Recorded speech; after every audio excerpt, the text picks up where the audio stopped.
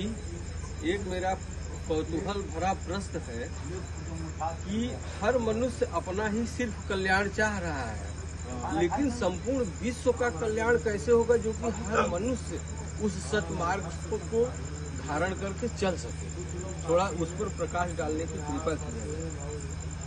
विश्व का कल्याण जब तक धर्म और धर्मशास्त्र को नहीं समझेंगे तब तक विश्व का कल्याण हो ही नहीं सकता।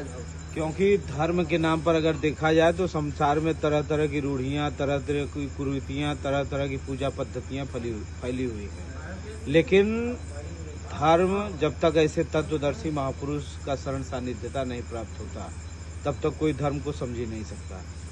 गीता में भगवान ने कहा कि ब्रह्मणो ही प्रतिष्ठा हम अमृतस्या व्ययस्य च शाश्वतस्य च धर्मस्य सुखस्य एकांतिकस्य कि ऐसे तत्वदर्शी महापुरुष का आश्रय अपनाना पड़ेगा, तब जाकर के धर्म को समझा जा सकता है। और जहाँ उन महापुरुष का शरण सानिध्य कोई प्राप्त किया तब जो है उन महापुरुष की कृपा से धीरे धीरे धर्म एकमात्र परमात्मा को धारण करने की युक्ति है।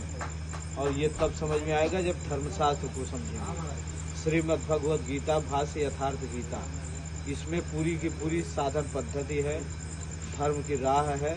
और यथार्थ गीता का अनुसरण अगर दुनिया में कोई भी व्यक्ति करे तब जो है संपूर्ण विश्व का कल्याण हो सकता है।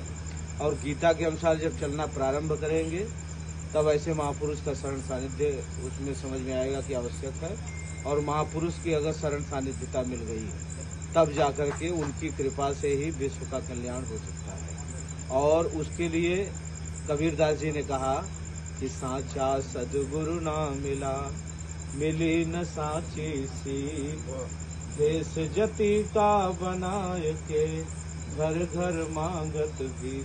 कि अगर ऐसे सच्चे महापुरुष नहीं मिले और उनके द्वारा वास्तविक सीख नहीं मिली, सीख मतलब होता है शिक्षा, साधन पद्धति। और जब तक साधन पद्धति नहीं समझ में आई तब तक तो उनकी कृपा मिलेगी ही नहीं। और जहाँ उन प्राप्त हो गए, उनकी शरण सानिध्यता प्राप्त हो गई, उनके द्वारा भगवान की तरफ बढ़ने का मार्गदर्शन प्राप्त हो गया तो उनकी कृपा से ही धर्म समझ में आएगा।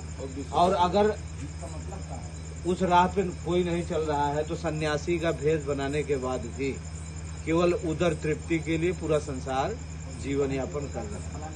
उसके लिए ऐसे तत्वदर्शी महापुरुष का शरण सानिध्य और उनकी कृपा से अगर धर्म समझ में आ गया, धर्मशास्त्र अगर समझ में आ गया, यथार्थ गीता सुनने समझने की क्षमता अगर आ गई तो धीरे धीरे उस मनुष्य का कल्याण एक न एक दिन होना ही होना है।